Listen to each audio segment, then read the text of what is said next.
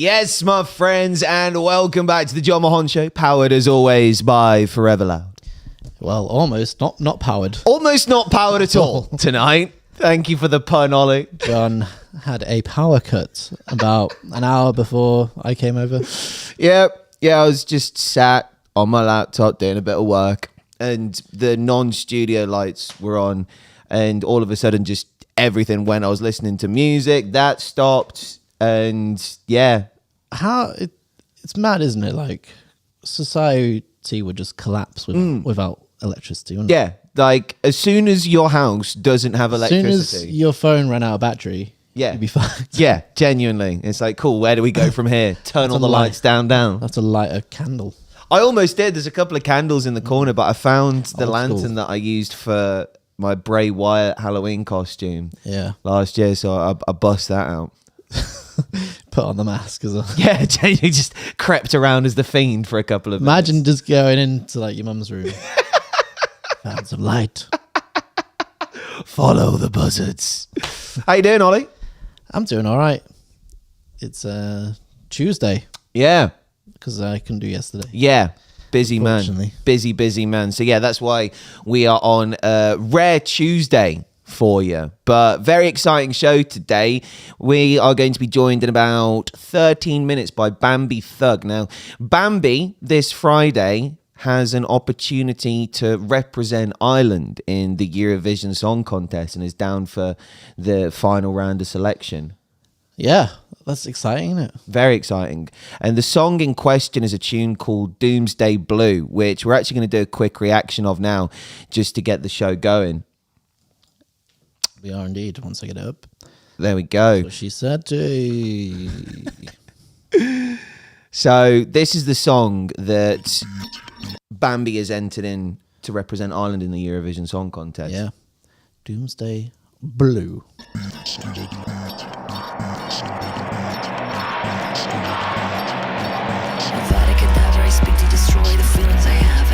Such a fucking beat.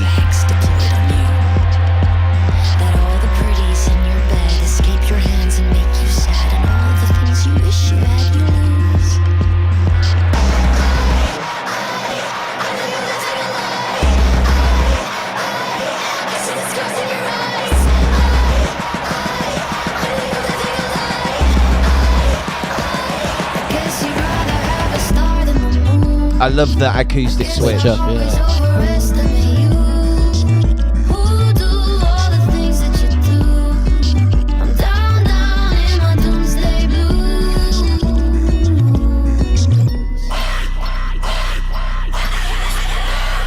And this is one thing I'm really excited to chat to them about as well, is that juxtaposition between the softer side but the screams that are used to harmonise. They've got a great range. Yeah.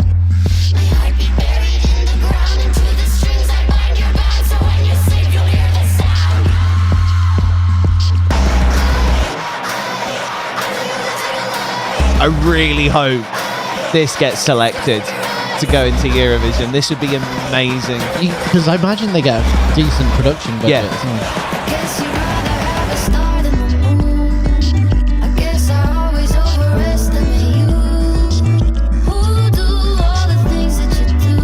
Such a beautiful vocal run as well.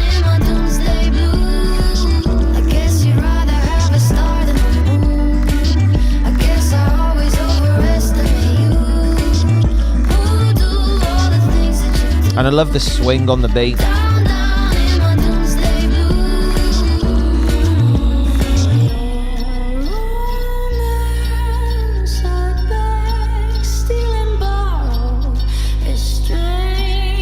Pretty much bang on 3 minutes as well. Yeah. Perfect for Eurovision. Yeah. Do you reckon that's a criteria? It's like song must be X amount of minutes. It has to be under 3 minutes, I think. Under? Oh, like probably 3 minutes. Like three or under, yeah. That's mad. This bit. Looping that blue.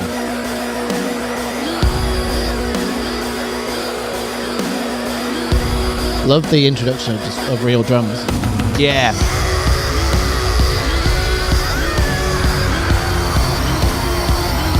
But doomy. It's so evil, isn't it?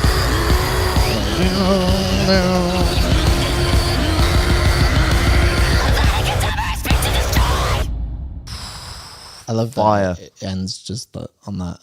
Yeah. One thing I do want to ask about is like the magical theme running throughout, because obviously like it starts with Avada Kedavra. That's the first line. Avada Kedavra. Yeah. So strong magical theme running throughout that. That is Doomsday Blue, which is the song that Bambie Thug was hoping to represent. Hoping it will Wingardium Leviosa. Did you just say Wingardium Leviosa? To the finals. What is it? That is Wingardium. 10. Yeah, Wingardium Leviosa. That is 10 out of 10, bro. 10 out of 10. Yeah. Oh. I can't think of any other Harry Potter themes. Jim, do you play Hogwarts Legacy? I don't game at all. You are not. You're missing out, man. I know. That was such a good game. I used to love gaming, but then when I was violently unemployed, gaming was not a help in the slightest. And like my time management is that bad that like, and my ADHD as well, that if I get into something, I just got to finish it. So I like the safest thing for my productivity is just to not do it. That's the aim of games, is to finish them. Yeah, exactly. But no, I mean, I put many hours into things like Skyrim, Fallout, basically all the Bethesda games, all the role play games. Let's get lost in a good RPG. WWE have just announced their cover stars for next year: Cody Rhodes and Bianca Belair and Rhea Ripley. I saw them. Did I? Did you? Oh yeah, when we went to watch it. Yeah, you did see Cody wrestle. Yeah. Yeah. Was Rhea there? Rhea was there but didn't fight. Nah, she Rhea was with the Judgment Day. Dominic Mysterio. Little Mysterio. Little Dommy. And yeah, the rest of the Judgment Day crew. But yeah, huge for Rhea to be on the cover of 2K24. So might have to come out of gaming retirement for that one. Which one did I have? It was SmackDown versus Raw guy. It was like first PlayStation maybe. Oh, like No Mercy. I remember it was like Stone Cold was on the cover. Here Comes the Pain? No, I think it was just like, it might have been a Raw game. Okay. Or just like, it was the Attitude Era anyway.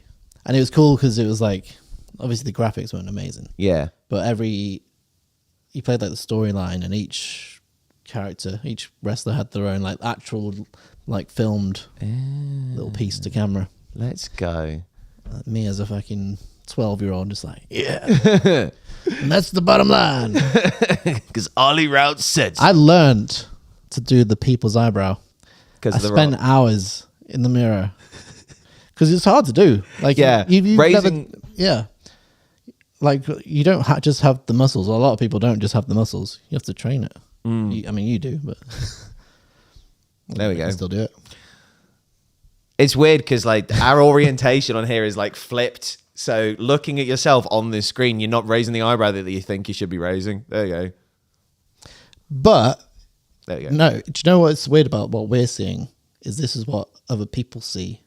Because we're used to seeing a mirror reflection of ourselves. Yeah. So this is how we actually look. This is how we actually look. Yeah. Which is weird. Yeah.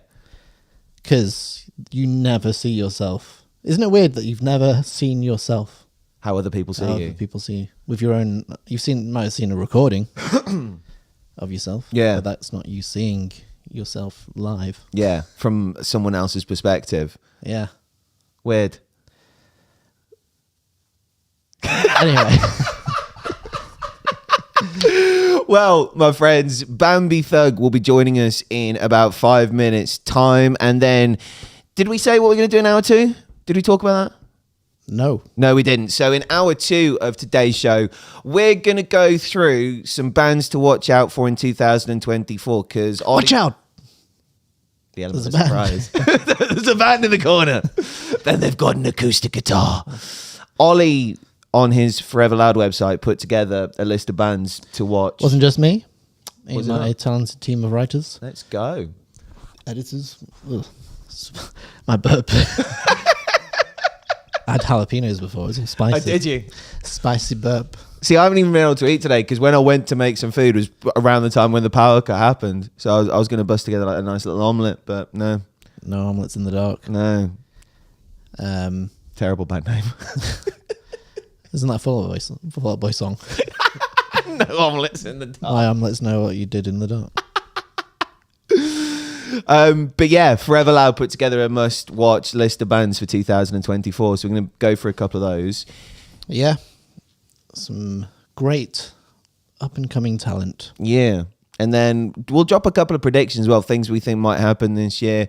Like bands that might release an album, like any tours, like just anything that we think might be going on in 2024. Got a couple of bits to react to as well. New North Lane song has dropped with Winston from Parkway Drive. So we'll give that a bash in hour 2 as well. And there's still not that much music news kicking around.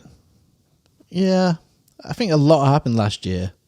So it's sort of like just January is a bit of a dry Jan. A dry Jan. Dry news Jan. But I think it'll start to pick up. Yeah. Like I was trying to think about the bands that weren't active last year. And actually when you think about it, so many bands were active last year. So many of the big hitters as well. New Fall Out Boy album, new Paramore album, new Blink album. Like yeah. Bring Me are going to be dropping this summer. Sleep Token dropped last year. So like, would they drop this year? I don't know. They've got the artwork. They just really announced the massive US tour. But they did the sort of deleted everything off their socials. Yeah. Like Bad Omens has done that at the moment. Yeah. But they've just done a teaser for a new song with Poppy. Yeah, which I'm very excited That'll be out this week, surely. Very, very excited about. But what we are most excited about right now, my friends, is introducing to you your live guest for today's show. Please show a lot of love and appreciation for Bambie Thug. What's going on? Hello. How are we doing?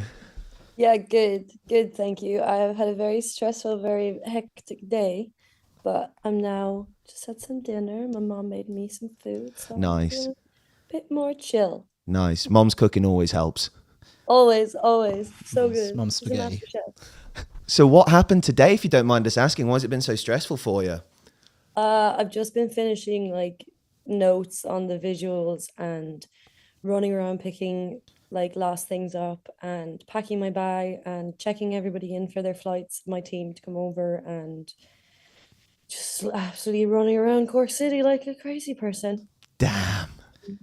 And I had a vocal lesson as well today, so there was a lot on, and I still have loads to do. Jeez. The rock star life is very merciless sometimes. It is. Is this all prep for Eurovision? Yeah. Yeah. So that's what that's what your first talking point. Yeah, 100%. That's why we wanted to kick this interview off. So Doomsday Blue, we just gave it a bash on the show, and what a song to be going into Eurovision with. When did this process start with you wanting to enter and represent Ireland in Eurovision? So it's always been something I've thought about, just forever, because it is such a big platform. As a songwriting competition, I think I'm a great songwriter, so it kind of made sense. And last year I was watching it with Cassiette and them down in Brighton, and I kind of just was like, guys, I think I should do this. And they were like, you need to do this. So then I applied, and then I kind of forgot I applied, and then they called me. And I was like, that's amazing. But also because it's we're tied with Sweden now for 7 wins, and I'm half Swedish, and it's going to be in Sweden this year. And I kind of just saw that as the universe being like, maybe this is the year that you do it. Yeah. So just things aligned. And now we're here, and it's happening on Friday, and it's scary because Ireland, I don't think has ever seen anything like Bambie Thug. You know, it's not like the radio over here is even similar to the UK, you know. Yeah. So I'm just hoping that they see the fact that the artistry shines so brightly through it, and that I'm who they should send, because I know how to work a big stage, and I've so many ideas about how this song could be done on a bigger stage show with big production. Like, it goes through so many different worlds. Like, imagine Imagine that. Imagine the possibilities. Endless. Oh, it's one of those, isn't it? Up there, with one of the most watched shows in the world. Really. So something like 200 million. Yeah, it's crazy. It's like World Cup level. Imagine 1% of that people liking you. That's like 2 million. I love Maths. All of us froze for a second, then we're like, what is the It's like maths? that meme of all the numbers coming. What is this math? No, yeah, I don't know. It's wild though. It's wild. Like, I'd love to be given the opportunity. And I just think that I'm the correct choice. 100%. So what is this sort of process now for you going forward with it? So are you against other songs? Yeah, so I'm against 5 other acts from Ireland, and we basically do a live show on Friday on the Late Late Show, which is on our national broadcaster RT, but everyone in the UK can also tune in on rtplayer.ie. It's on at 9:30 or 9:35, and then it's a public vote combined with an international jury, combined with an Irish jury vote. So I'm kind of hoping maybe the international jury will have my back or will just believe in it or understand it more. But UK can actually vote as well. Oh, sweet. Yeah, with the Northern Irish voting number on the night. So I'm also hoping that because most of my fan base and followers are over there, maybe they'll help me. Hell yeah. So it's all decided on the actual night then. So by the time you leave that studio, you'll know whether it's a yes or a no. I think so. It's live as well. It stresses us out doing this live every week. Yeah, it's live. Like, we have a dress run the day before to like figure out the camera angles and stuff. And then it's live the next day, next evening even. Yeah, I just really hope Ireland vote correct. You know, they have a tendency to vote for who they know. Vote because there's some Irish in a song. I don't know. I'm hoping to just blow everybody out of the water, to be honest, with my performance, and maybe that'll just speak for itself. And I've been grinding in this for so long. Do you know what I mean? Yeah. Like, apart from that, it'll be amazing because the Irish public had no idea who I am, and now I'm going to be on our national telly. So let's go. They're never going to get rid of me after this anyway. I'm going to be like, play all my music now. just you being announced for it's probably turned a lot of people to your music anyway. 100%. I've gone up so many followers on everything, to be honest, and it's been amazing exposure. Like, we've gotten loads of press off this, and loads of national press in Ireland, as well as like Kerrang and stuff, have been supporting, and like some GCN mag, which is like the big LGBT mag for here. And yeah, it's been lovely. Like, I've gotten a lot of love. I've gotten some transphobic hate mail, but you know what, that is to be expected. So I think being polarizing is quite a good thing, and also I would be silly to be a outwardly non-binary trans plus person and not expect to get any hate, you know. It is mad that you can't do something as simple as enter a song contest without that having to rear its ugly head. Cesspool of the internet. Yeah. I mean, that happens everywhere, you know. It's not even just this, like, it's a tough world for people who are under the LGBTQ umbrella. But it's also a beautiful one, and I don't care. Like, give me all the hate you want. I'm still gonna fight with love for my community and myself. So 100%. And especially as far as, you know, media is concerned, people always say the only thing that's worse than being talked about is not being talked about. So at least they can't get your name out of their mouths. In any way you want. Yeah. You're gonna fight with love and looks, because some of your looks are amazing. Definitely. Have you got anything special planned for this week or for Friday? For costume wise? For the performance. Have you got anything? Yeah, so I've got my 2 dancers with me. If we get to Eurovision, if we get to the Malmo, I want loads of dancers. But I have my 2 main dancers with me who have been on Download and other shows with me. And where did they come from? Where did those bubbles just come from? I have no idea. Is that our stream?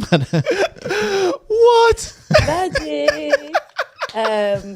Yeah, so I've got my dancers with me. We've got some beautiful choreography planned. And I mean, you can't do lots in the RT studio, but we are having like very beautiful visuals on the screen, and I'm playing a lot with the lighting because that's the main thing I can do to show the difference between worlds. And I obviously have a goth Conti outfit, so sick. Let's go. Are you leaning into the magical element of it at all? Because obviously the first bar of the song is Avada Kedavra, and like the actual lyrical flow of some of the verses actually sounds like you're putting a hex or a spell on people like, as you're going through it. I am putting a hex and a spell, but not on people. Okay. More so on trying to hex out negatives in my life and also people's lives. So it's more, when I say a hex to put on you, it's negative forces, right? So than a person. Even though I bet people who are like really Catholic in the audience are gonna be like, oh my god. Get the cross. Yeah, but I mean, the whole vibe of it, I feel like even if I was in a space with just like a white light, it would still be giving witch, because I feel like I can't do anything without it giving witch. So I am leaning into the magical of it. I mean, I guess just the way I perform it will be witchy. I can't get away from that. Like, it's in my bones. Hell yeah. Because the artwork on the Spotify thing kind of reflects that, because you got like that crazy headdress on in it, don't you? In the, oh yeah, so it's, yeah, the cathexis artwork. So that I'm like this water witch, basically, in that. I won't be being painted my full body for this, because we have to do 2 days of the same makeup. Right. It takes hours. But I do have my makeup artist, Sophie Gauk, who is, they were on Glow Up. Oh, wow. They've done my makeup for all of my music videos, and they're just part of my beautiful queer family, and they're going to do some really cool, I don't want to tell anything, but they're going to do cool things on my face. Oh, okay. That was going to be my question later on, actually. Who's your MUA? Like, if it's one dedicated person, whether you switch them up? Because, yeah, like the makeup aesthetics that you've rolled out so far, and to give these different music videos all of their, like, different characters and different imprints has been amazing. Yeah, I mean, it's mostly Sophie. I do sometimes use Maruna and Melissa. Milena, even, sorry.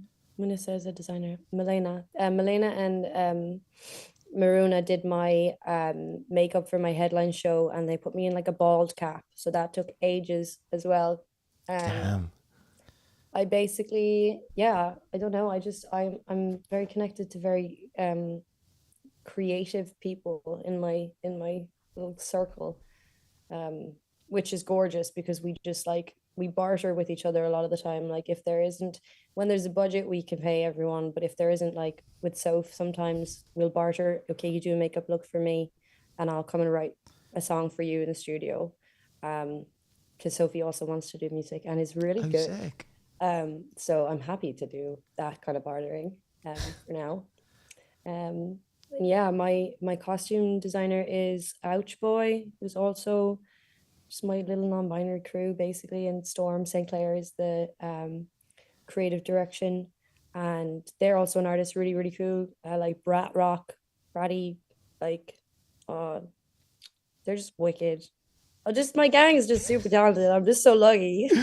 That's awesome though, because especially with something like music, I do feel like for a certain element of like the rock culture, that element of how you look and the importance of like these crazy vibrant outfits expressing various different parts of the song kind of went away for a little bit. And it's so awesome to see someone not only like bringing it back, but like being so selective about their crew, being like, you are amazing at what you do, let's give you a platform. Yeah, no, definitely. Like, and I really stand by like bringing up more queer people. I mean, I kind of surround myself mostly with queer people anyway, and neurospicy people, because I feel like you just attracts like. But no, like if any of us come up, we all come up together, you know. And it's just funny that my whole crew are also awesome at music. I'm like, guys, come on, let's go. Just take them on tour with you as you support. Pardon? Take them on tour as you support. 100%. One day I'm like, we're all just going to be in together. Well, I guess like my headline show had so many acts in the space of like 3 or 4 hours. Like I ran it like a mini festival. Like it was like Let's go. Go. I had like my stage, my momager, James Rose, being like, "Are you ready at the side of the stage? You're on in 5 minutes. Get to the side of the stage." Like everyone just queued up as if it was like a dance show when you're like a kid. Yeah. And I like that. I'd love to bring loads of people on tour with me. Like, and I'd like to have like not just music, you know. I had burlesque, I had drag acts, I had dancers. Hell yeah. Because I'm a theater kid, you know. I love Okay. all of that. I think that I love a cabaret. I love like a variety. I love like keeping people being like, "Oh, what's next? Oh, it's not just singing." It's a show. It's a show. Like I want to put on a show. Hell yeah. And what I love the most as well is like a lot of those like themes come from stuff like the dance music scene, which for the longest time has been amazing for representation, like in terms of like what they've flown the flag for over the years. Like they have been like so on it. And, you know, as you mentioned, stuff like burlesque routines, drag acts, like production and like, you know, costumes and those kinds of things. And dance is something that runs very, very heavily through your melodic composition. Like, was that something intentional from the get-go?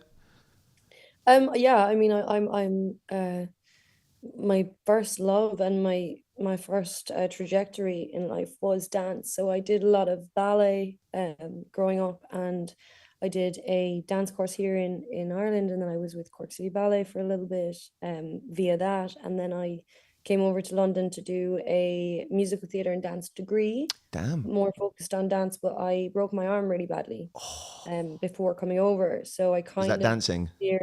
Yeah, well, I was basically in the last year over here, I had just finally, after getting nothing the first year, always being in the back, I was about to be dancing Spring Waters, which is this amazing padded piece. And yeah, and then we were practicing the lift out one night drinking because we're stupid. Oh no. So we can do this. It was fine. So the first time we did it, we were like, wicked. And everyone in the club was like, "That's so cool." He like lifted me up over his head on like in his hand. And then he was like, "Let's do it again." And I was like, "I don't want to do it again. I want to go dancing and drinking and blah, blah, blah." I was like 19. And then we did it again. And then I was in the A&E with my arm was out in like 5 places. It's all metal, my arm. Oh, you got a plate in there? Yeah, I'm bionic now. So dancing, like obviously then in university, like we still had like military training in everything, in every form of dance and acting and singing. But it definitely took a backseat for me. But I still do it and I still love it. And I always say, like, if I ever make a load of money out of music, people always get personal trainers. I want a personal ballet teacher. I want that. Like, it's even worse than a personal trainer. They're crazy. So it's always been important for me to have every aspect of what I do, because I love everything, you know. Like, I love acting, I love dancing, I love music, I love musicals, I love all types of rapping, screaming, whatever it is. Like, I'm greedy, and I kind of if someone tells me I can't do everything, I'm going to do it all.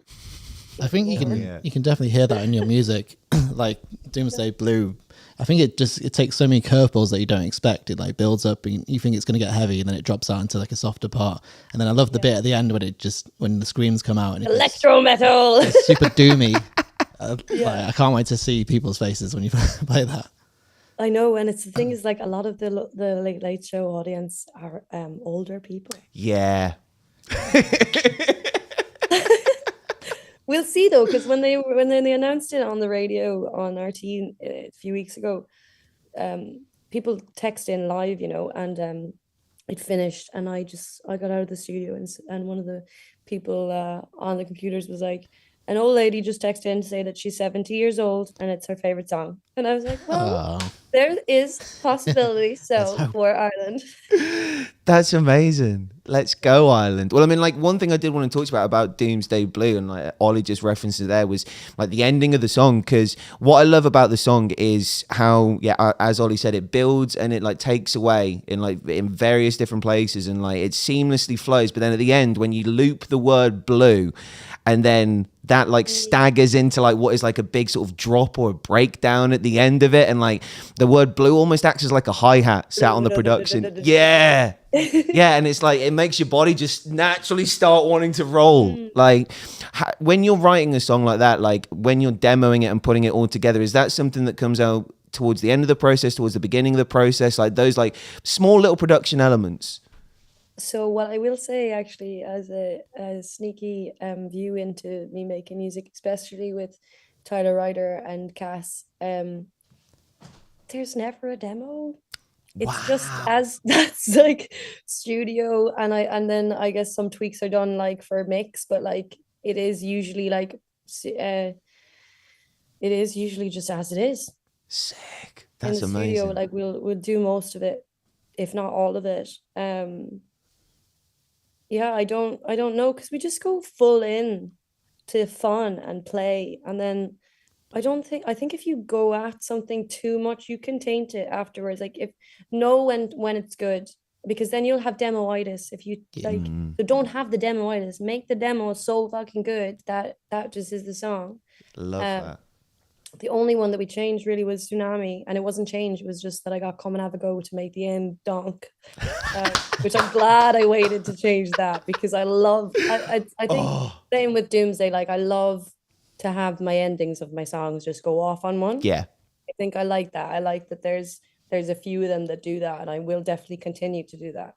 Oh, please do, because please do, because the ending of Doomsday just reminded me of 100 Gex so much, because that's what they're so good at doing, is taking like a bass line, like putting a load of distortion on it and just making it offensive, and like the ending of that just hits so hard. And like again, like how you manipulate production is so interesting, because I love the way that you put like a low pass filter on like the intro and the verses to make those choruses hit a little bit harder, especially like with your vocal style as well. Yeah, the second verse actually, it's a preset that's only on a few, like I think it's only on a few old Logics. But I remember when I started making music myself, even I found it, and I remember being like to Tyler, I was like, "This, we have to find a way," because he uses Ableton. Okay. Like, we have to find a way to get this in on this vocal, because it makes it just so weird. It's called Psycho Choir, and I'm obsessed with it. So I mean, Tyler Ryder is a fucking genius. I'm so sorry, I'm not meant to be cursing. Oh no, you can swear on this. We're on the internet. Yeah. Go nuts.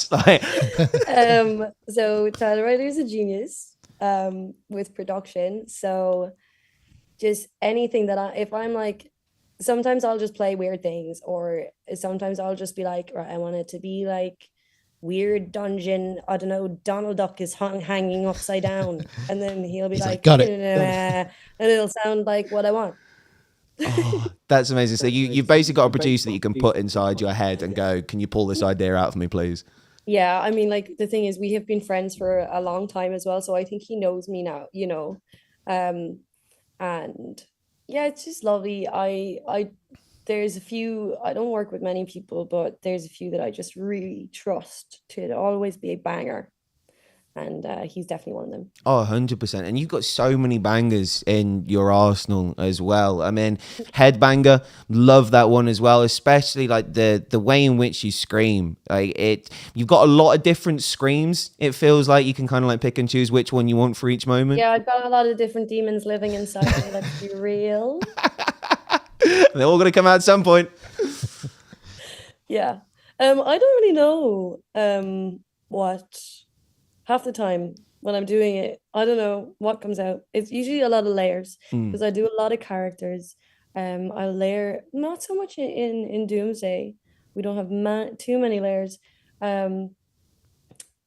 which is actually good, because for Eurovision, you have to strip everything quite a bit. Like you can have backing vocals, which I think for me does pay off to have so many character layers, because then I can be like, well, these are layers. But yeah.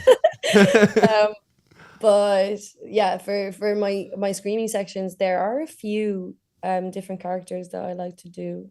Like I have like cheerleader Bams, I have demon Bams, I have baby Bams is my favorite. That's always when there's like, I don't know if you hear in some of my songs, it's like they have this weird voice, but that scream is like I don't know, it sounds like a baby just vomiting or something.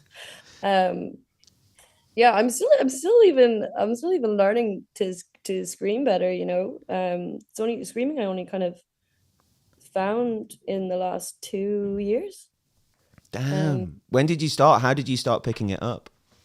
Um, so I think I was in ritual I scream, but now I listen to it and I'm like, baby scream. To be honest, I think it was when I started working with Cassia, and kind of fell in love with screaming more, and like just picked up a few things off of her. Like, she's incredible at screaming. I would argue one of the best screamers in the alt scene. So yeah, it was kind of when I started hanging out more with Cass, she definitely like awakened something in me, which I needed. I need to scream. And now it's grown. It's grown into different characters in your own body. I need the different characters though, because there's so many of me hiding inside, and I just love how it ends up sounding like some weird multi dimensional like robot. It's the Bambie verse Creature, you know, like, because the thing with that is, like, if you are doing so many characters, it's like map them when you're doing the layers so that they're exactly on the time, you know. So like, even if it's a different voice, it's timed so well so that it just sounds fucked up. Oh, I loves it. So when you're playing these kinds of songs live, is that what you're thinking in your head when you're doing these various different sounds? Is like, that is the character that's coming out of you? It depends on the song. So once the song comes on, I guess something just takes over depending. Because also, like, I write things, I can't really write what I haven't experienced or what I don't know in me. But like when I do Karasaki, I definitely become my like bubblegum Powerpuff creep. And then Doomsday is different because I have to jump between being this witchy thing to being this like pop girly to like back to the witchy weird thing again, and then into my favorite, which is like crooner jazzy, and I'm like, that's definitely like more old soul, and that'll also change the type of character when I'm performing. So like the chorus, I'm very much like ding ding ding ding, like sparkly teeth. The verses, I'm very much like my witchy, like and then the middle eight is like really just indulgent into this, like, if I was born in 1950s, like sultry beautiful jazz singer. And then at the end I get to do my goblin gremlin bams scream. So yeah, I get to hop around definitely most of any of my songs in Doomsday. Okay. Yeah, but you know, we still don't know if there's other characters hiding in there, so we'll see. Stay what tuned. else happens with my music. Coming soon, like plot twist. Coming soon. 580 characters hidden inside. It's like that movie Split of James McAvoy. Exactly, except I can control them. Yeah, that's the part that you want. You don't want some of these darker demons coming out and driving. You don't want the baby coming out in the wrong times. No, be just in the street. Actually, to be honest, in the street is when I have this weird thing where, and if I'm in public, I love to shout. Okay. Or I love to just shout. I like to just shout. I don't know whether it's like some neurospicy thing that's in me, but like I have to like shout random things. It's happening again. Oh, the balloons are back again. It's encouraging the shouting. Yeah, I have to shout, or I have to make like weird noises. I love just weirding people. I love being weird. I just love weirding people out. You like the uncomfortable. Yeah, I do, but also only from like far away, like not up close to people. I feel like when I'm old, like when I'm really old, I'll be one of those like old people who's really like annoyingly like weird on the street. It's casting spells on people. Just for laughs. Yeah. Oh, that's amazing. Well, I mean, Speaking of you performing live, you were performing at Download Festival last year, which looked incredible from some of the footage that I've seen online. How was that day as a whole for you? Ooh, I can't really remember the whole day. I was so It was a hot one, wasn't it? Yeah. It was one, oh my God, it was the hottest day in the whole year almost. I was wearing a long sleeve top and a hood. I was so roasting. Like anyone was talking to me, they're like, "How are you?" I was like dying. But it was, do you know what? It was beautiful. My mom was my tour driver. Because I couldn't afford to like basically have a tour bus or anything. So we rented like this little van. My mom drove it. She never drove in a big van like that. Bless her, like. And I had my little queer family with me, and it was amazing because what I can't remember is the tent was absolutely jam-packed. I don't remember performing at all. Oh wow. At all. Like I was so dissociated from my body actually during that. And yeah, then I didn't actually really go and watch anybody else on the day. I kind of like was backstage. I had like hours of interviews to be honest, and then I was backstage. I watched a lot of the performances from the telly in the bar backstage because I had like gone to the one of the guys who puts it's the main promoter. He basically the father of Download, Andy Copping. Yeah. Like I was like, we need to be in the bar. Please give us the wristbands. I gave us all those, and I kind of just watched a lot of it from there because it was very overwhelming as well for me to have. It was just so hot, and I was talking to so many people, and like I really am one to need like a little bit of zen time after I do performances or after I'm in big crowds. Like I really need that, and I didn't really have that, so I was kind of just like malfunctioning. But we were meant to go back home that night, and I was just kind of like, nah, we're staying. So me and Sophie and Ouch Boy my mom stayed in the car that night because she had gone to the bar. Because it's a free bar, that one. Yeah. So then but we were like, right, we're just gonna like stay out and have like a nice time, and then we ended up like making friends with this random man and his friends, and like basically like robbing his space in his tent. He was like, yeah, you can stay here. And we were like, stay. So we just like all took up all the space in his tent, and then we stayed the next day again, and we were just like, it was so warm, like we really didn't care. We found this like blanket, and we were so tired by the time we were going to bed, so we were just like, right, should we just take this blanket and lie here on the grass? And we just went and like lay on the grass and fell asleep there. And we were kind of being rogue and reckless, but like also really wholesome. That's amazing. And yeah, the reviews were incredible to Download, and I was super dissociated. Like I had a really, really horrible time of it a few weeks before Download, so I was suffering with PTSD, and I'm just really proud of myself to have pulled on such apparently a great show that I don't remember while going through that. So I was just kind of like, I'm really proud of myself. I can't wait to do another big festival where I'm present. Hell yeah. Well, I mean, like, well done for doing that, because that's a lot that people don't realize about being an artist, is like they just see you on a stage, and like a lot of people go into that just assuming that obviously everything's going well, it's a festival, you're on a stage playing your music, you must be crushing it in life. But the average fan who's out, especially at a festival show, probably wouldn't go, what's gone on leading up to today that could have negatively affected this person's life? Yeah. I mean, no one knows what happens to anyone behind closed doors, really.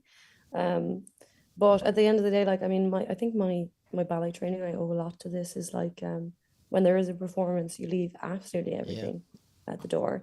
Like, there's no room for it. Like, even if I was singing lesson today, and I was just like, I have to just, every time I have something on that's either a training or a show or something, regardless of what's happening to me, like I'm giving you 100%. And I owe that a lot to my discipline I learned growing up in all of these like theater training and ballet training and stuff, I think. So even though it was crazy and strict and gave me a lot of mental problems from doing ballet as a child, it definitely gave me just like unparalleled push um and strength Hell yeah. in times of weakness, which isn't really weakness. Mm. Just shows me how stronger I am, really. So yeah, That's amazing. pretty glanky. That's amazing. And like that's something that you pour into your music as well. Like, in terms of your lyricism, like you're very brutally honest and open about the things you've experienced, the things that you've gone through, the things that you've survived. And like I can imagine your fans really appreciate that level of raw honesty from you. Yeah, I mean, like I songwriting for me, like I've never been one that's been able to afford therapy or anything, or not yet anyway. So like songwriting for me has always been a way for me to unravel my brain, understand myself, heal myself, understand the world. And I just kind of made a pact with myself from, I have a lot of dark baggage from my childhood, from my growing up, from everything. And I just kind of made a pact with myself that I, through music, would be honest, and that when I was able to speak up, that I would, because I've seen what that's done for me, watching people be more honest online, or even lyrics that are just super raw, and it definitely only adds strength to others. Like I have a lot of people reach out to me about similar things that I've mentioned online, or it kind of just opens doors for people. And like, I'm not a fucking therapist, but I am ears and a heart that will listen for people who want to speak, because um it's so much more common than we even realize, this kind of stuff. And I get reached out by my favorite was at the start of my career, and this little queer kid messaged me on Instagram, and they were like, your music has made me come out to my family. And I was like, yes, come out. That is amazing.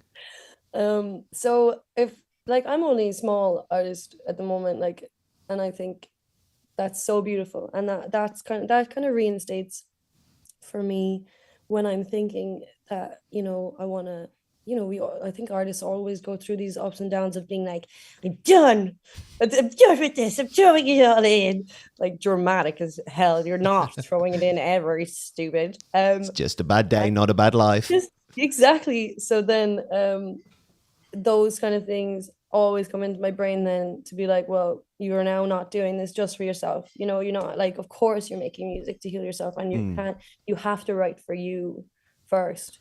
But as soon as it starts to touch people, and as soon as it starts to make connections with people, I think that you owe it to those people to continue as well, to be a voice. And also, I'm just really proud of my fans. Like, my fans are so good, such good humans. Like, there's like 4 of them who are like my like day ones, have been there since every concert. And I just really, they're solid, beautiful souls. And I'm just really grateful that my music, even though it's a bit mental, is attracting people that are really good, and that's actually all I could ask for. Like, there's no bitchiness, like everyone is there for each other, and it's really, really lovely. That's amazing. And that's almost like the biggest compliment you can get as an artist, where your fans are all people that could be friends with each other. 100%. And even friends with me. I'm like, to the 4 of them. Like, we have this little group chat on my where's this camera? It's back to front. On my Instagram. And I just, they come to me with like their like relationship problems as well, and like there are definitely four of them that I will always answer forever. That's amazing. Like, yeah, I'm just proud of them. They're awesome. And I don't doubt that they're proud of you as well. 100%. They're like my biggest. They're like F-babs. They're just there for me as well. I bet when the Eurovision thing got announced, they lost their minds. They're voting 100 times. I know I've already given them specific instructions. Like, okay, guys, it's on you to spread the word on the night. They're like, on it. We got this. That's amazing. Your own little teams take over the world. Yeah.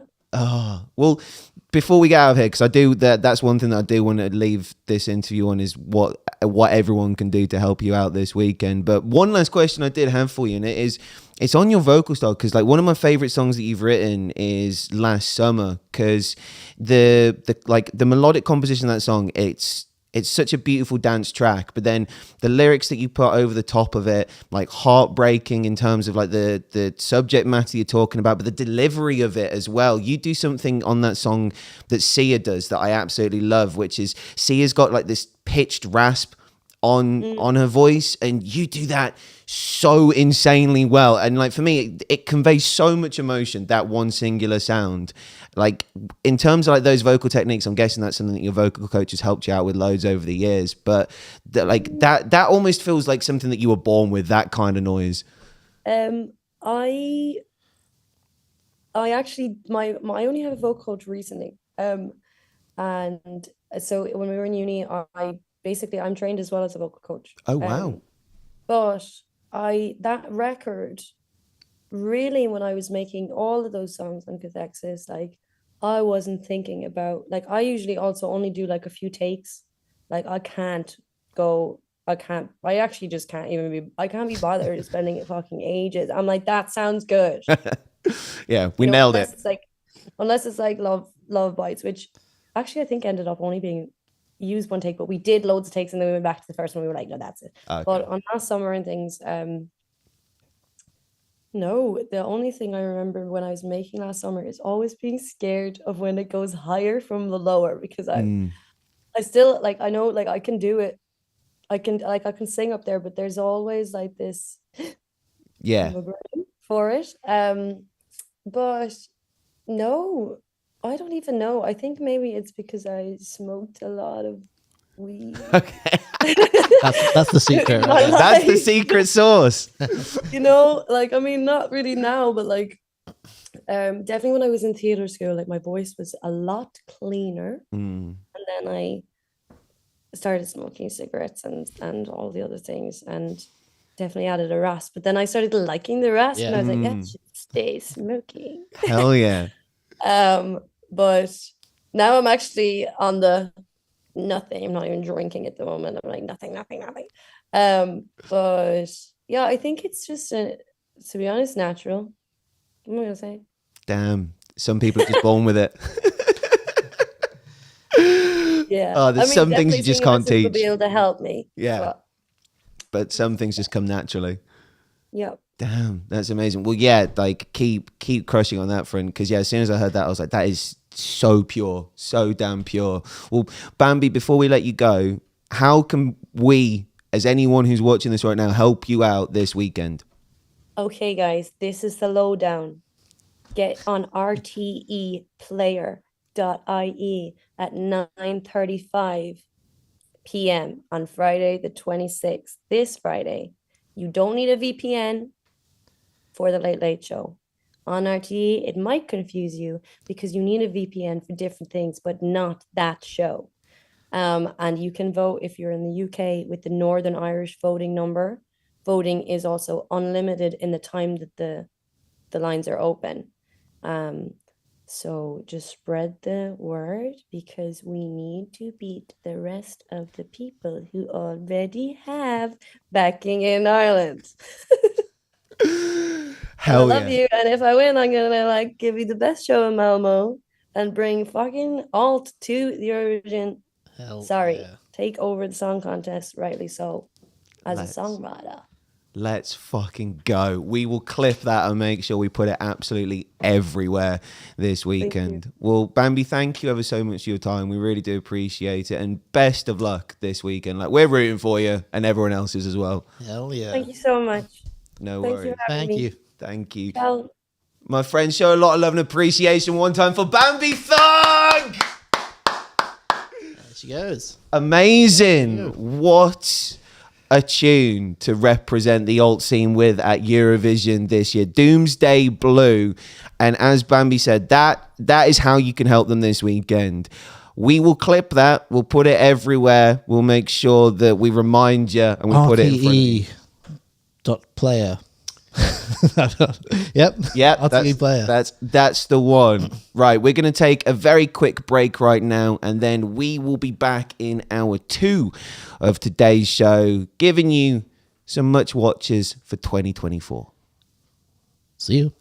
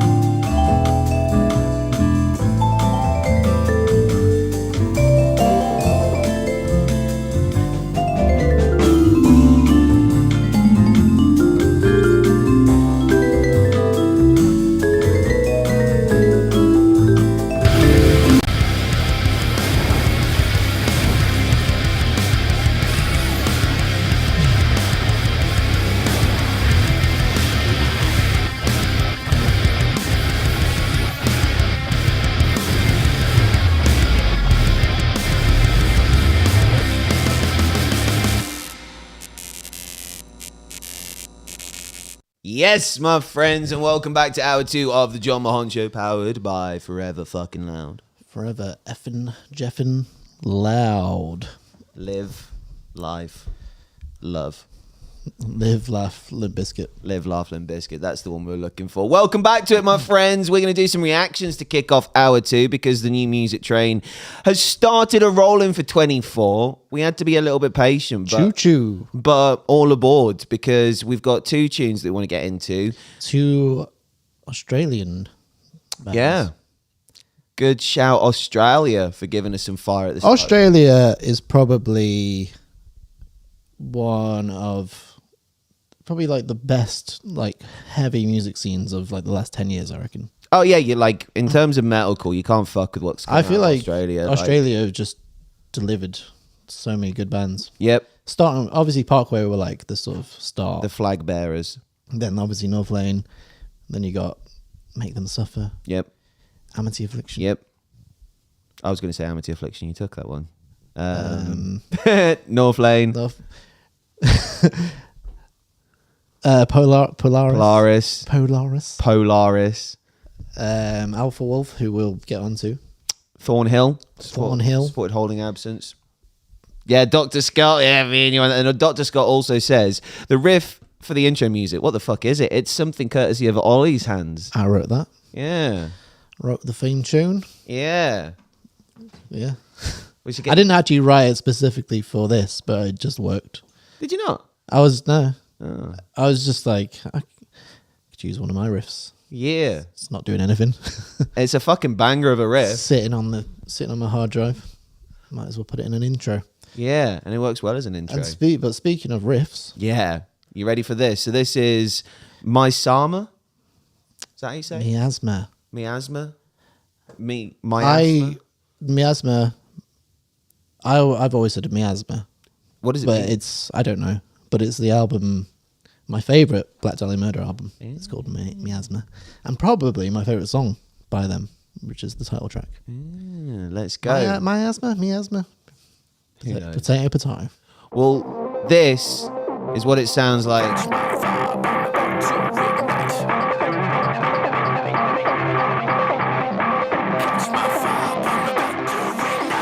This riff's gonna fuck.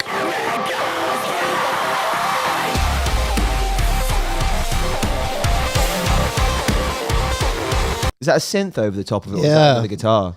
Well, like Northlane's last album is very synth heavy, but they do so well mixing the riffs with the synths. So like, there's definitely guitar in there. But there's a guitar in there for that like higher pitch, like wow. Well, I think I saw an interview with the guitarist.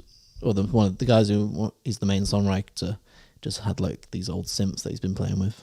All the new music. Let's go. Keep going, boys.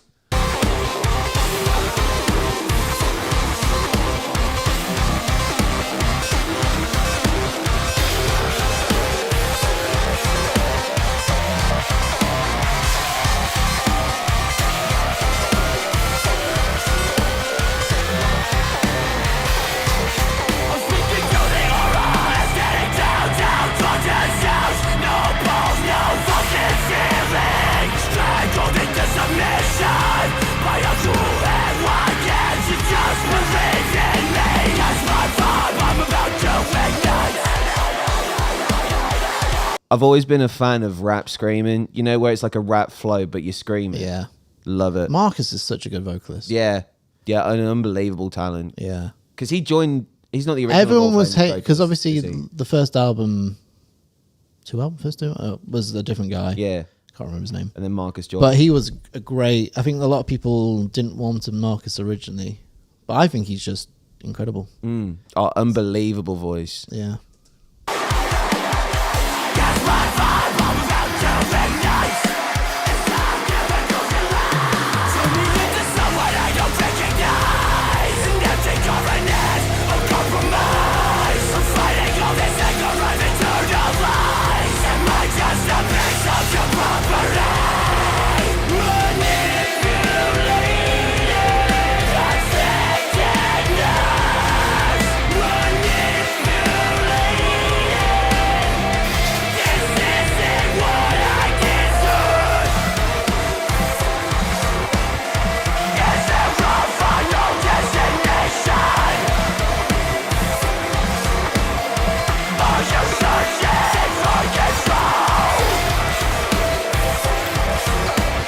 so much going on. I was going to say, it makes you feel so uneasy, the tempo, doesn't it? But it's like they've got a sort of backing, like the sort of chunky riffs in the background, but there's just so much going on, like the soundscape. Yeah. These like pulsating. Yeah, like the synths, stabs of the drums, like the dun dun dun dun dun dun. But like the way in which it sits as a tempo, like it does make you feel uneasy. You're like, oh, like I shit myself. I'm on edge.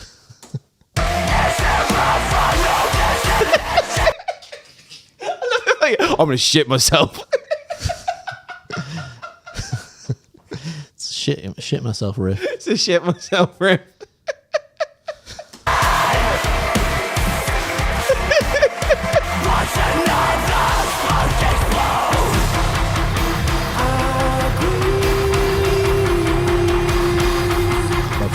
Yeah.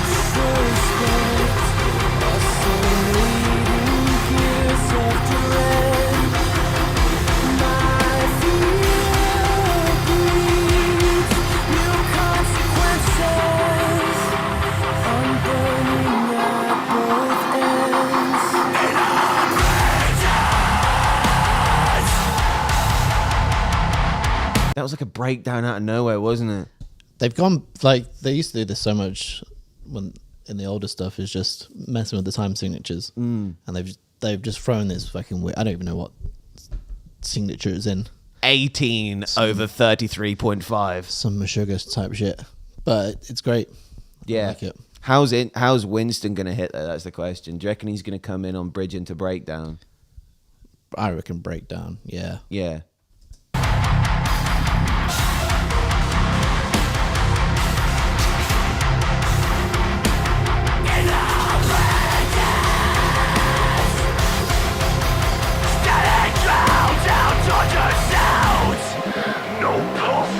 There he is. There he is.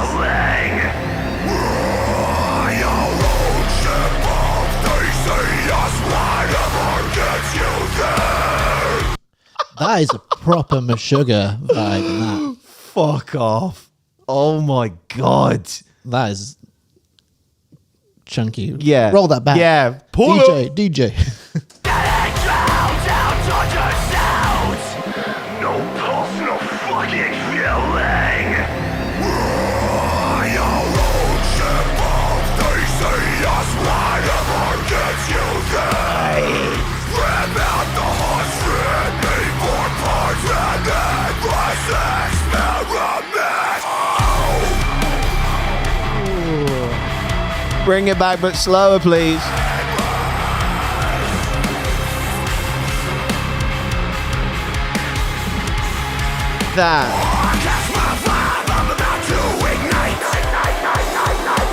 That's going to kick the fuck off live. Do you reckon are they touring together? I don't know if they've got anything locked in, but like, you know, collaborations like this usually imply that there's probably going to be a tour together. Yeah. That's fucking great. Winston sounds Angry. Yeah. I proper like Meshuggah vibes. Yeah. I wasn't expecting that. I don't know what I was expecting. The thing is, I guess, because even though Parkway is still heavy, they're not like this type of heavy. Yeah. It's like a different type of anger. I know. I feel like he screams it in like Parkway breakdowns. He's a bit more cleaner. A bit more like, hey, mate, fuck you. Whereas here he's like, hey man, I know what I fucking talk about. That was a 10 out of 10 Winston impression.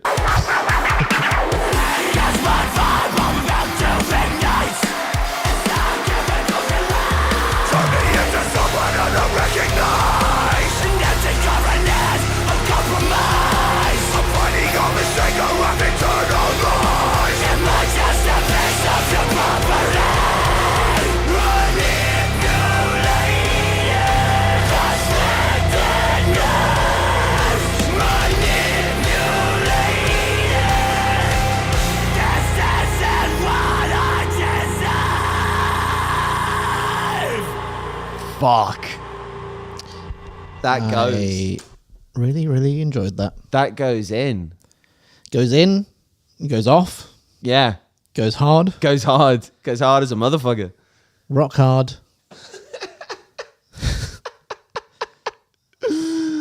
Oh, my friends, what do you think of that? That is brand new North Lane featuring Winston McCall of Parkway Drive fame. Lamb enters the chat just saying hard.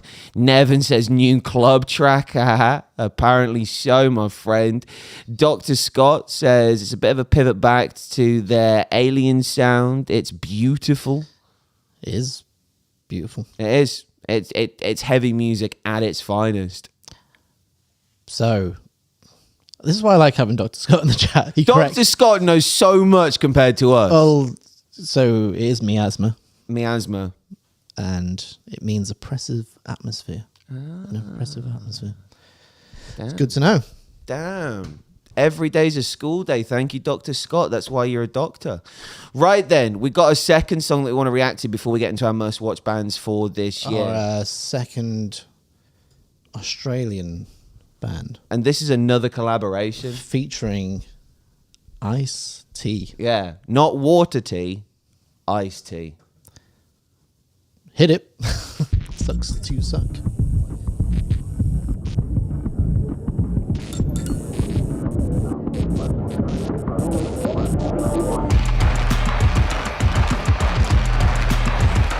I'm excited for this music video.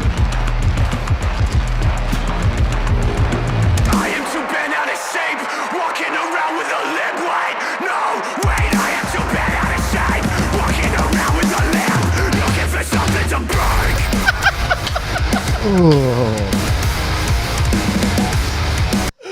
I love the transition.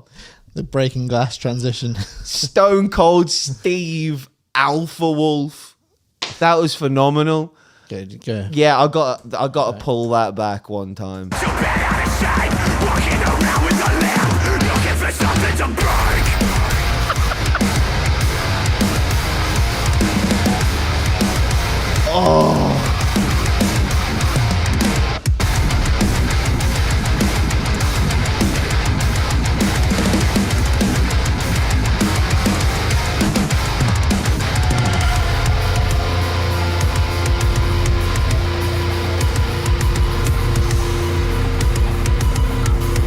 Where did everybody go? I don't see a lot of movement, hear a lot of talking, not enough of the music. You commit no nuisance, this is no charity, I don't need your 2 cents. I got soul for the wounded, spotting on the mind, pushing thumbs into bruises. See, I'm cutting off loose ends, cutting off enemies, I don't need no new friends. You won't get What the fuck was that? That was a... Hold on a second. What is that? Is that Ice-T? He's looking terrible. Imagine that's the mask that Ice-T's wearing and he's going to pull that off and introduce himself into this music video. I really like his scream flow. Reminds me a bit of Amur. That's a great shout. Frankie Palmer? Problematic Frankie. Was that his name? But yeah, what a tune. And do you know what? I'm really excited about how Ice-T comes into this. Because have you heard the Upon a Burning Body version of Turned Down for What? Yeah. Yeah, so you know the intro to that where Ice-T's like, what's up, this is Ice-T, body count, Upon a Burning Body. And then someone from Upon a Burning Body goes, that's UABBB, bitch. And then Ice-T goes, fuck that. Anyway, we up in this motherfucker. I was like, imagine opening up your song with an ad-lib with Ice-T and he tells you to basically shut the fuck up. Do you reckon they did it at the same time in the same room? They've got to have done. There's no way a conversation like that doesn't flow. Unless it went back and forth. He was like, let me just add one more last bit. Yeah. Fuck that. Yeah, and he's like, keep that shit in. He's like, if you want to say that UABBB line, UABBB. fuck that. Anyway. All right, let's get back into it. You won't take my grave with a blind blood. You wanna run your mouth cause you can't keep up. I think it is Ice-T. Because why would the monster been wearing chains?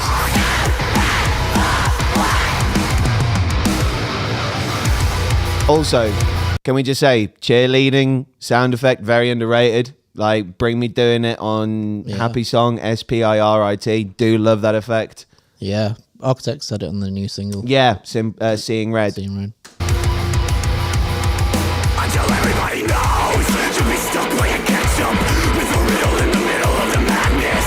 A motherfucking phantom. 2606 96 on the counter. That's definitely Ice-T Under the Mask. Maybe there'll be a reveal.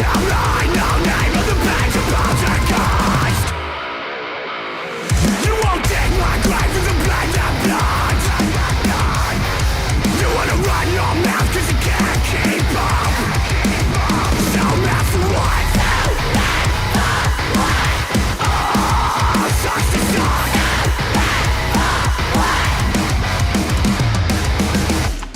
I'ma start this shit off by saying you There he is. motherfuckers. Oh, I was wrong. It wasn't Ice-T Under the Mask all along. On the old substitute teacher TV. Yeah. Wheel him in. Weak, motherfucker. That's why all you can do is talk shit. 'Cause that's all you have.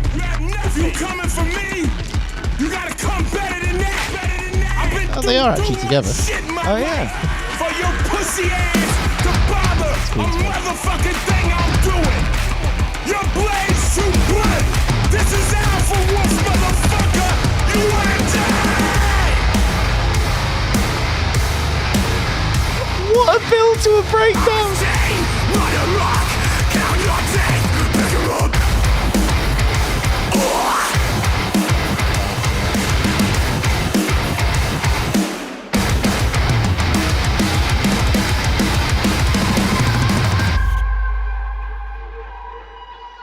You won't take my grave with a blade of blood. You wanna run your mouth 'cause you can't keep up. No matter what. Turned down for what? It was acid that they were pouring on him. Oh, he said turned down for what then? Oh, did he? Yeah. I thought you said it turns out it's water. Mouth 'cause you can't keep up. No matter what. Oh, sucks to suck. That's what he said turned down for what then? You won't take my grave with a brain of blood. You wanna run your mouth. Can't keep up, can't keep up. That was a banger. That was a fucking tune. I love that Ice-T's part is just him fucking ranting at the camera. Yeah, just shit talking. just shit talking. Just Ice-T just talking shit and then giving us a breakdown. I'm gonna start this shit off by saying you motherfuckers are weak. Weak motherfucker. I've been through too much shit in my life for you pussy ass to bother a motherfucking thing I'm doing. That is amazing lyricism. Yeah. I'm fairly sure Shakespeare also said something similar. Yeah, I think it was in Hamlet. Yeah. All right. Next. Oh, that's unbelievable. Unbelievable. Lamb says, okay, now I need to listen to more Alpha Wolf. You absolutely do. Nevin says, good shout. Yeah. I think Alpha Wolf, the last few singles they've had have just been top tier. Power. Pure Top power. tier riffing aggression. No, it's like I'm judging it. 10 out of 10 aggression. Seven. 10 out of 10 riffs. Yeah. Rockstar swagger. Yeah, there we go. that Rock solid. So those were our two reactions for today's show. What we're going to do now is Ollie has his website called Forever Loud, which if you didn't know, now you know. And to kick off 2024, Forever Loud put together a list of bands that you should keep your eye out for this year. We did. And we're not going to go through all of them, but if you want to check out our full list, go to forever-loud.com. And it's on the front page. Ones to watch 2024. We basically picked our favourite artists that we believe they're going to do some big things. In for a strong year. So yeah, we've got a strong list in here. A couple of friends of the show on there as well. Lolo. How low can you go? Yeah, but we're going to pick a few from here. And first check up, out. we've got a friend, old friend, An old friend. Luke, who was in Preston Miko. Yeah. His new band, People. They've got one song out, but they signed to Sharptone Records. 130,000 views as well. Let's go, Lukey boy. So this is his newest project, and it's bloody good. People, and this is Smother.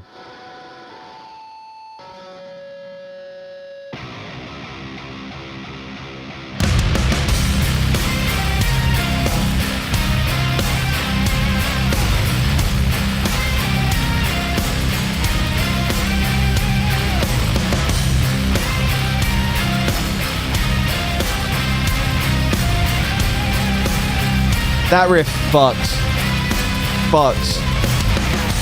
Are you being honest with yourself? Are you questioning? Facing all your detrimental health. If you're asking me, I think I'm feeling the pressure. I'm feeling the I love those woes in the background. Yeah. Oh. That's huge. They're just straight out of the gate with fire. Yeah, just anthem. Because they started touring, I think, before they'd released any music. Really? Yeah, well, their first ever show was at Trees last year, Okay. which I missed. But I heard some like phone recorded footage and it sounded great. And then, yeah, they did a tour with Conjurer. Did they? Last year. Holy shit. Was it yeah. What a first run. And then dropped this fire. This is unbelievable.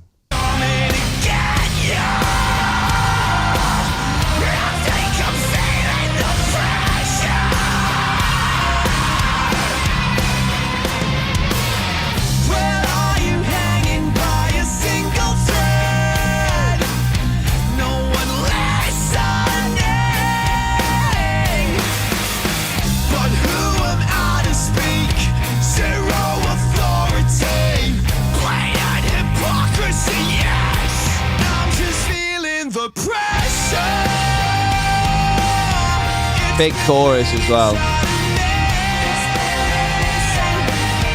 Just give me something to live for. When I feel like I'm drowning, it gets harder to breathe. What a band. Yeah.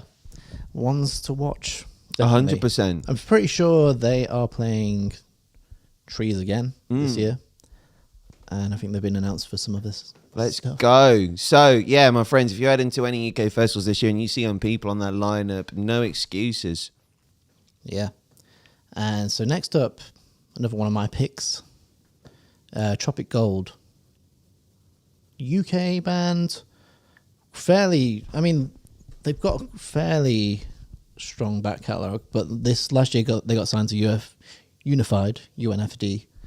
So this is like their first release on this record label, and it's a banger of an EP. Sick. And this is one of the singles off it, called Get Over It. And watch out for the strobes. Might find some viewers cause discomfort.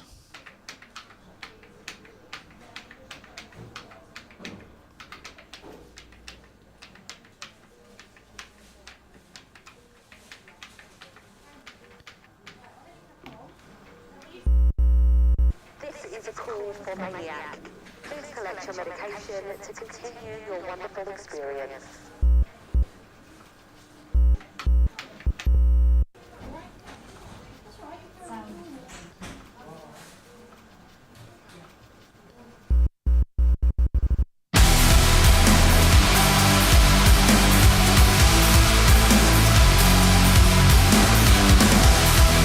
Proper Bring Me vibes. Yeah.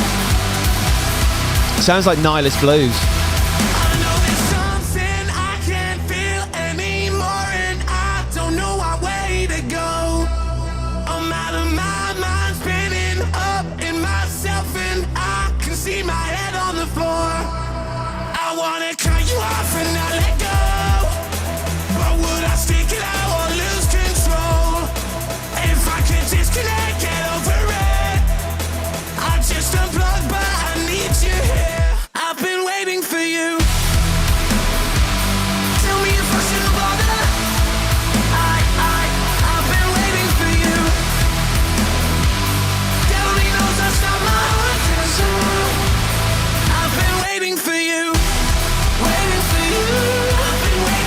That's a chorus.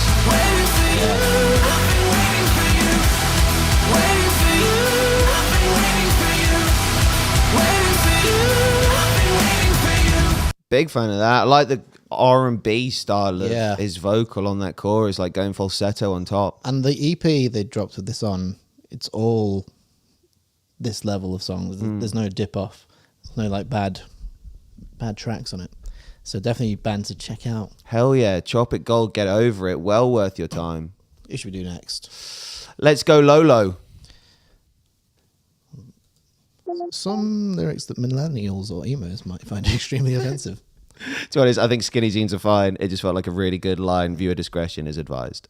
So you spoke to Lolo at Slam Dunk last year, didn't you? Yeah. One of my favourite interview clips of last year, because obviously we were in the press area the entire day, and I started off the interview by saying, hey, how was your show earlier? Sorry we didn't get to see it. And as I went, because she just put a hand up in my face and then walked off camera. It's great. Then she came back. Then she did come back and finish off the interview. Yeah. But she's a Canadian pop rock, emo, pop punk artist. Yeah. Very cool. I think like she's got quite some big streaming numbers on Spotify. Huge. Oh yeah, like massive streams. This is her latest single, Two of Us.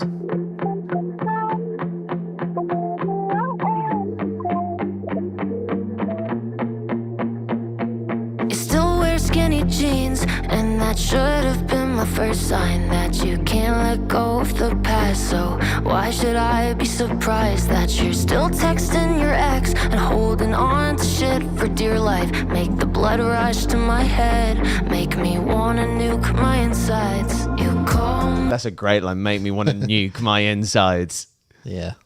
7 times like I don't know you drunk. Tell me I'm so pretty and you're still in love. Do you think I'm stupid? Do you think I'm dumb? Well, maybe I like that guitar sound. Yeah. still pick up. I hate that I don't hate you quite enough. So I must be stupid, I must be dumb. Guess that makes two of us.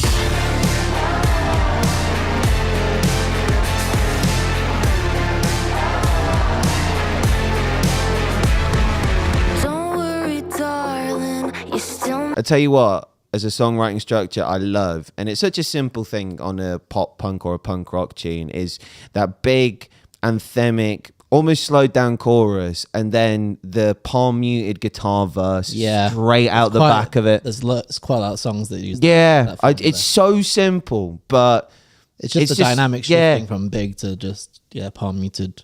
The way it resonates in your head just sounds so nice. Yeah. I think Lolo is one of those artists that could definitely break the mainstream. Yeah, without a doubt. You can imagine seeing her like supporting like Taylor Swift. Yeah, or Billie Eilish or something. Yeah. Yeah, 100%. make me wet when tears roll down my eyes, onto my cheeks, onto my chest. Oh my god, I look pathetic, cause you ripped my heart in two, and I'm still trying to see the good in you. Do you think I'm stupid? Do you think I'm dumb? Yeah, that guitar tone.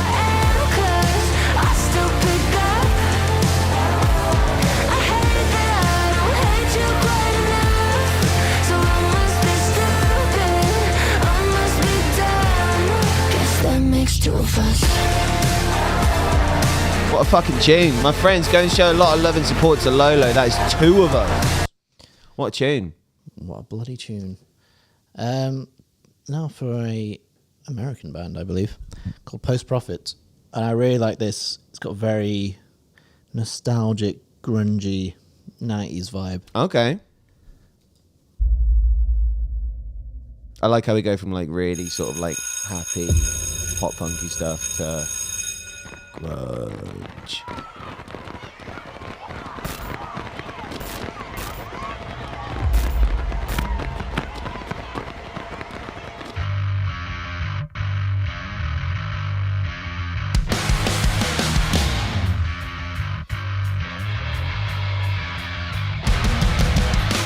Well, all of my friends live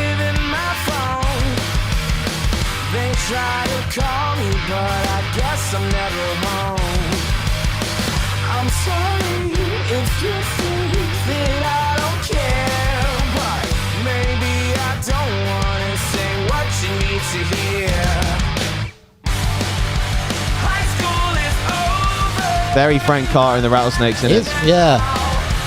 Keep it up, my friends. It's just all in your head. It literally sounds like fucking Crowbar. The band. Those in the chorus on Crowbar by Frank Carter and the Rattlesnakes. Yeah, it's got that vibe, isn't it? I think it's good. Yeah. Wow. Post Profit. Yeah, Post Profit. Well, it's a fucking tune though. Yeah. I do like the. The thing is, I think Frank Carter's gone. His sound is very much taken from a lot of older American. Oh yeah, rock. 100%. And like, yeah, He's a punk at heart, isn't he, Frank Carter? yeah. So everyone's influenced by Someone what came else. before. Yeah. Yeah, Post Profit, really good band. I think they've got some different style songs as well, a bit more heavier stuff. And finally, Last but by no means least. another UK band, Snakes, which are more of a punky vibe. Yeah. This is our latest single, Sink or Swim.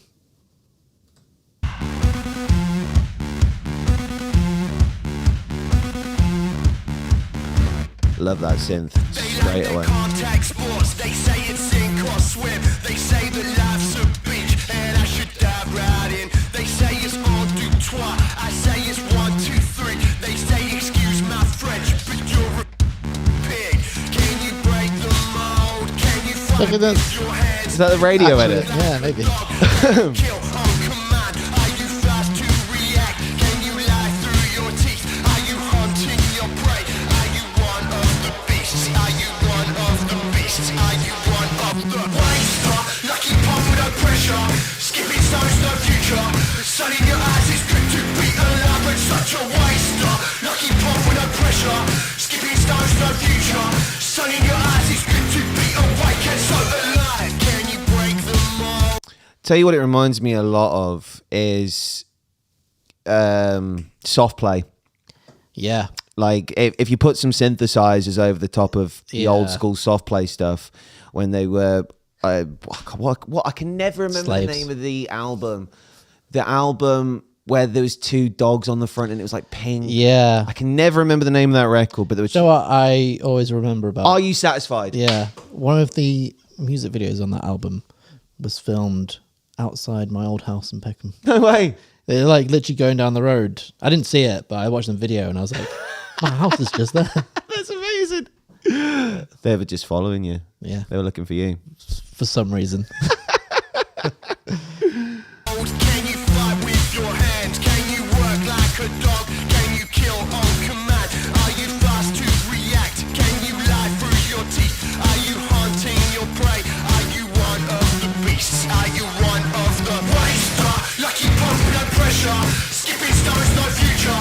The sun in your eyes is good to be alive, but such a waster.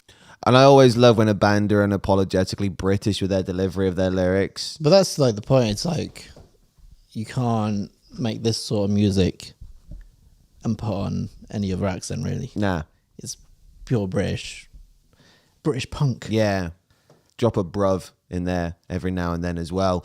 Well, my friends, that was just a selection of the bands that Forever Loud selected as your must-watches for 2024. The full article can be found over on Forever Loud's website, and it was compiled by Ollie and his team, so you know it's a trusty recommendation. I know some things. Yeah. A lot of things. Yeah. Yeah. I've got my finger on the pulse. Yeah, he does. Somewhat. He's also got his finger somewhere else. Checking my prostate for cancer.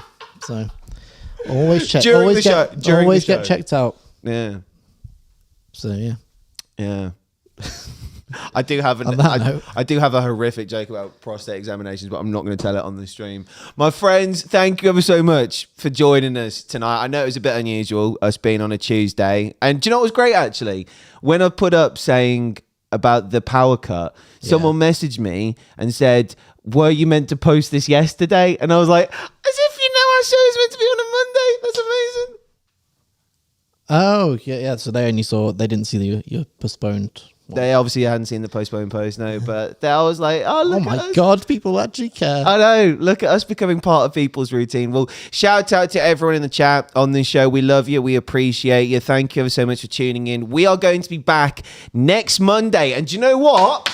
We can actually tell you who the fucking guests are going to be, because I'm sorting my shit out and trying to book things in advance. Well, actually, you booked half of next week's lineup, so you can tell your half. Well, I haven't actually confirmed on email, but it should be confirmed. So we'll just say it. We've got Sam from Shields. Hell yeah. UK metalcore band, made a return last year. Hell yeah. At Burn It Down. I spoke to them then, and we're going to have Sam on to talk about the future of Shields. Big scoops. Big And scoops. And then we're going to be joined by one of the greatest guitarists making music at the moment, a man who is responsible for so many riffs and so many breakdowns that have crushed faces, melted minds, and put so much destruction into mosh pits that, honestly, there's probably a long list of people who are like, oh, do you know where I got this? Do you know where I got this? Watching this band. It's Chris from The Ghost Inside who's going to be joining us next Monday. yeah. Very excited about that. Very excited. Ghost Inside have been churning out some of the best music of their entire career. Like tunes like Death Grip. What was that one that we reacted to? I do not remember the name. I can't stop listening to Death Grip, man. Death Grip is such a fucking banger.